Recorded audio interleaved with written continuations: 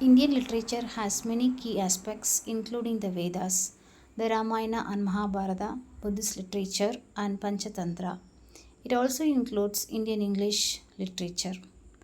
The Vedas are a collection of ancient Hindu scriptures that are considered the oldest and most authoritative text of Hinduism. They are a detailed account of ancient Indian society, culture, and religious beliefs. They have inspired countless works of literature, music, and dance. The Ramayana and Mahabharata. The Ramayana and Mahabharata are considered two great works of Indian literature. The Ramayana depicts the duties of relationships, portraying ideal characters.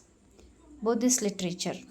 The Pali Canon is the oldest and most important Buddhist text and is a collection of scriptures that have been translated into many Indian languages.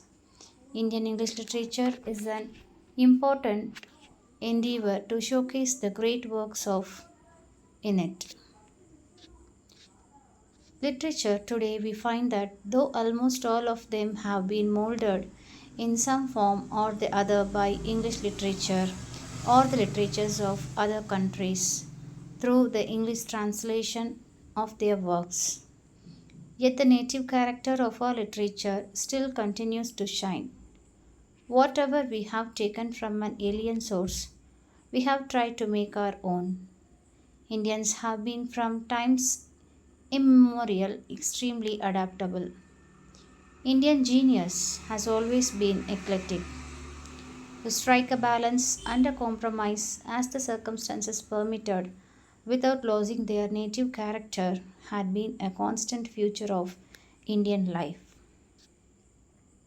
Characteristics of Indian literature. The first and foremost characteristic of Indian literature is the consciousness that widespread belief in mukti and in reincarnation. It is a powerful obsession with the Indians. There is nothing like in it in Western consciousness.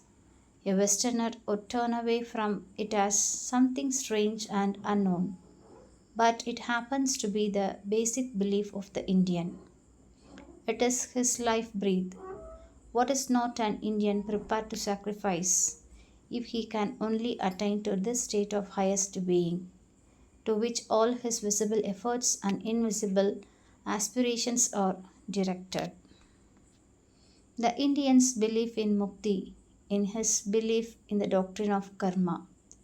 It is second to the first only in the determination of his attitude towards life. Man is a portion of eternal loveliness. Training clouds of glory, do we come from God who is our home? We are such and such because we did in the past. Our actions in a previous birth determine our state in the present. Charitable deeds are commonly done in the hope of getting a suitable recompense for them in a future birth. You ask a rich man why he is born rich. The answer readily forthcoming would be he is rich because he did noble deeds in previous birth.